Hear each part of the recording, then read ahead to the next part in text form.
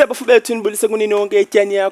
I'm back again with any video. It's actually the very first video of 2024. So with that being said, I want to wish you guys a very happy new year. So going on into today's news, Disc TV reported a few days ago that the SABC has acquired all the broadcasting rights for the tournament, which is set to take place in Ivory Coast.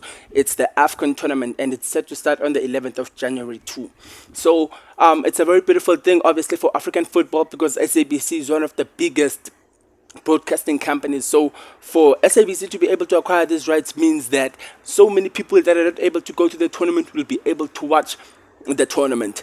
And also, while still at that, they've also acquired the rights to all the CAF events which are set to take place in 2024. So this is very, very, very big for African football. And then moving on from that, but still at the national team to be specific, which is Ibafana Bafana, Danny Jordan did release a statement that they are set to receive $7 million if they get to win the AFCON tournament. And if they do not, then they will get to receive nothing. So I feel like this is sort of like a confidence booster into them. But then Percy Tau did also mention that they were not only solving problems about the money, but it was also other issues that he did not really get into. And then moving on from that, straight to Western Cape, it has been reported, it has been confirmed, Boitumelo Radiopane is back to full training for Cape Town Spurs. It's actually a beautiful thing to see after he went into a long-term injury, and then